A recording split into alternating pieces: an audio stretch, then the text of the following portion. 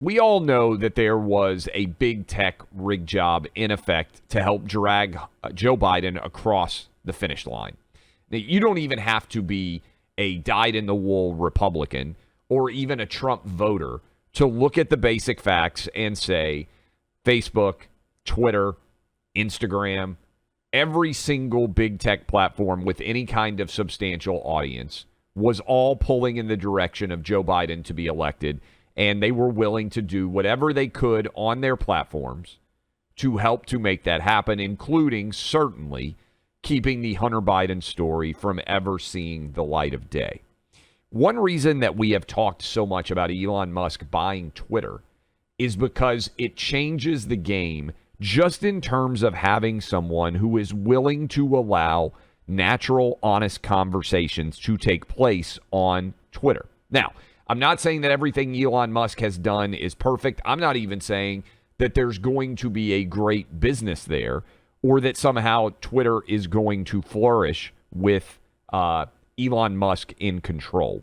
But if you look at what Elon Musk is saying, and if you look at the basic outlines of what exactly is going on, this becomes a pretty significant aspect of counter intel in many ways.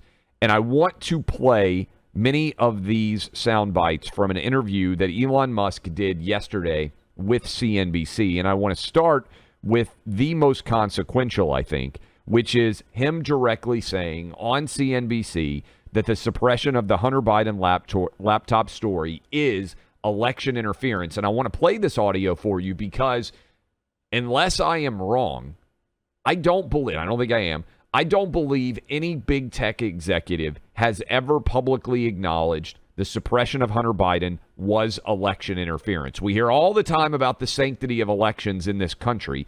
We know what the FBI is doing. We know what the Department of Justice is doing. We know all of the cheating that is going on with Joe Biden's administration, both to be elected in 2020 and potentially to be reelected in 2024. Elon Musk's purchase of Twitter is the most clarion sound so far that we may have some fairness in big tech stories. But here is Elon Musk directly saying on CNBC, this was suppression and it was election interference. And this is super important to have a big tech executive saying, listen. You do some tweets that seem to be, or at least give support to some who would call others conspiracy theories. Well, yes, but I mean, honestly, some of these conspiracy theories have turned out to be true. Which ones? Well, like the Hunter Biden laptop. That's true. Yeah. Yeah. So, that was a pretty big deal. There was Twitter and others engaged in active suppression of information that was relevant to the public. It is election interference. And the problem that we now are facing, and I think everyone needs to understand, there was a phrase that was being used a bit more on the right recently, and then it kind of fell out of favor. Do you know what time it is? And to know what time it is right now is to understand that the people who were pushing the craziest stuff over COVID, the people who pushed the Hunter Biden laptop lie, the 51 former intelligence officers and really intelligence agency heads, most of them, or a lot of them, the people who have done so many of these things, Clay, they don't care that they were wrong, right? There is no integrity to protect. There is no honor that they seek to regain. It was useful to them in the moment. They would do it again. And you see that with the Durham report that just dropped. There's really no one who's coming forward to say, how is it possible? The entirety of the Democrat commie media apparatus got this thing so stunningly wrong. And no one comes forward to say, I honestly fell for it and I'm sorry and I won't do it again. No one apologizes on the left for being wrong anymore because being right isn't the point. Being right isn't the purpose. They have chosen to live by lies. And I think everybody has to understand that's what time it is now. This is what we are up against. And Elon knows it and understands this as a threat really to not just America, but Western civilization as we know it, the notion of free speech and at least the freedom of the press at some level. And we're entering a different phase. We are a post-journalism phase of America now. What about the fact that all of those Pulitzer Prizes are still outstanding and journalists are still bragging about them, associated with the Russia collusion lie? In an honest world, I don't know if you pay a lot of attention to this, Buck, but if they find out that you cheated in baseball, right? They find out that you use steroids, they won't vote you into the Hall of Fame because they believe that the numbers upon which you posted your career were based on a lie that you were using banned substances, that you were using steroids. And there's lots of examples of this in the Baseball Hall of Fame. If you're a baseball fan, you know exactly what I'm talking about. Even Congress had hearings on this. Why are there no consequences for the Pulitzer? If you win a Pulitzer Prize for a story that later is proven to be a falsehood, is it the very basic element of the prize itself rooted in journalistic accuracy, at least in theory? So this is what I'm getting at in terms of the perception shift. And I know you see it. I want everyone at home to understand that journalism now operates like a country club where they're rejecting certain people, but they'll never say why, because they ultimately know, like, we only want, certain people to join. And that's now, when you look at the Pulitzer, this is an insiders club that is a bunch of activists. They don't actually exist day in and day out to provide people with the facts to speak. I mean, speak truth to power is a joke, right? These people who are supposed to be covering the Biden administration now, and it was the same thing under the Obama administration, they are the handmaidens of power. I mean, they are people who go above and beyond to spread the propaganda of the left and to do so gleefully. And, this is, I think, at least, Clay, the clarifying moment we're in.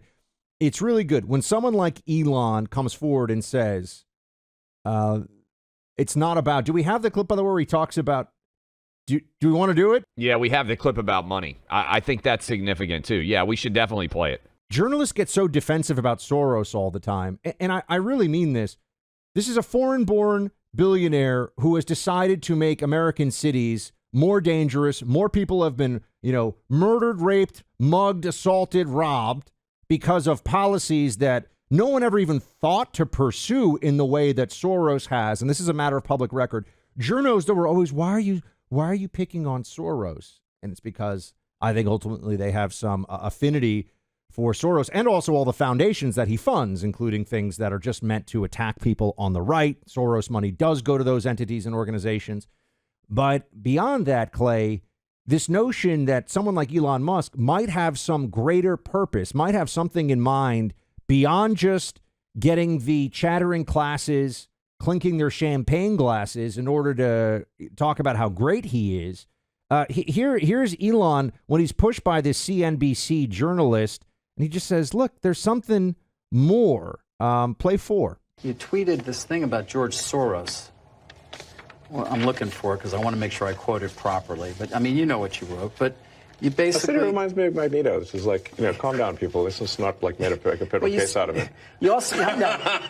you said he wants to erode the very fabric of civilization, and Soros hates humanity. Like, when you do something like that, do you I think that's true. That's my opinion. Okay, but why share it? Why share it? Especially, why share it when people who buy Teslas may not agree with you, advertisers on Twitter may not agree with you? Why not just say, hey, I think this. You can tell me. We can talk about it over there. You can tell your friends. But why share it widely? I mean, this is freedom of speech. I'm allowed to say what I want. You absolutely are. But I'm trying to understand why you do, because you have to know it's got it puts you in the middle of the partisan divide in the country. It makes you a lightning rod for criticism. I mean, do you like that? People today saying he's an anti-Semite. I don't think you are. No, I'm definitely. I'm like a pro-Semite, if anything. I tweeted out in June of 2021 a thread that Rush read every word of it on his show, so on these airwaves, about how if you're a billionaire in this country and you care about the country, stop being a wimp. Do something. Step up. If you care about freedom, if you care about not even just conservatism. Now, there was a lag period. I'm not saying Elon read that tweet, but the idea was there. If people don't step up and start doing things, who aren't worried about paying their bills, aren't worried about what happens to the mortgage, the left wins.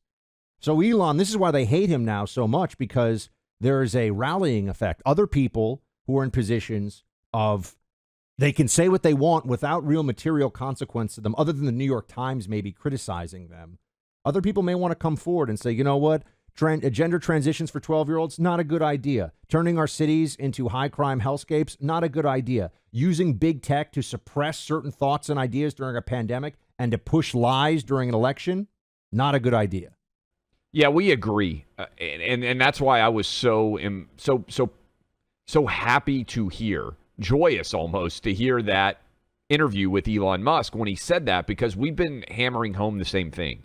If you are fortunate enough to be very wealthy, and we have a lot of those listeners right now, what are you afraid of? That is my question. I understand 100 billion%.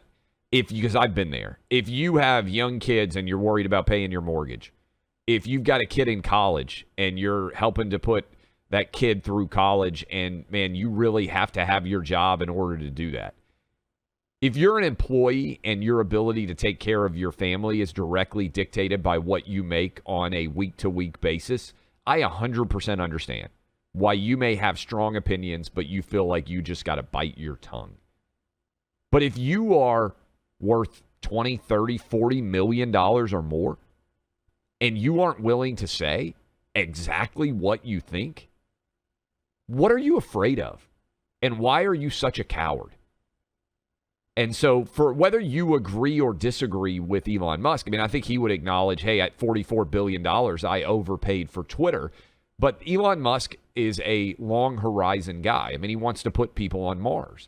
And he wants to leave, I really do genuinely believe this, humanity in a better place than humanity was before he was born. I think that should be the goal of anyone, certainly of anyone who is super wealthy. I would hope that that would be their goal. What are you waiting for? Sitting quietly and meekly on the sideline with all of your gold balance behind you, why are you not weighing in? You have nothing to be afraid of. No one can do anything to you or your family. You will be taken care of, and they will be taken care of long into the future for generations that you can't even see. But will the country still be able to stand for what you believe in, for what you believe has allowed you to have that success? That's a real question that I think wealthy people have to answer themselves. Look in the mirror and stop being cowards. Yeah, sending a check to a think tank and doing a little nice charity work on the side, it's not going to save the country. It's not going to save the country.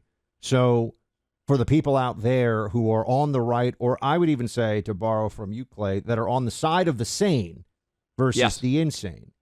So for the sane billionaires out there, or, 100 millionaires, or just people who know their material needs are met. This is what I always say to people, too. They will call or they'll email. They'll say, I want to get involved in this fight. I'm going to speak out at, I work at Initech, for those of you who are... wasn't that what it was, an office space? Initech, am I right? Was that what it was called? That's a great question. I can't even remember the name of that company. I work at Initech, if that's what it's called, an office space. And I'm going to speak out at the next DEI meeting. I'm like, don't do that.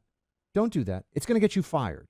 Wait until you're in a position to do something. I'm not saying go along with it, but don't just charge up the hillside and get mowed down by the machine gun, so to speak, because you think it's going to create some hero narrative. They're just going to replace you tomorrow.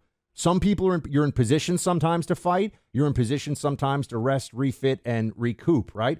And I think for the people out there who don't have... Elon is leading the charge of people who are saying there are civilizational risks right now in America, and for people who don't have to worry about paying their bills, sitting on the sidelines and being afraid of being called out makes you a coward. And I think that's what a lot of us took from what he said last night when he was, or whatever it was in this interview, when he said, you can give me money, you can give me power, I don't care. I think the truth is more important. How many people say that these days?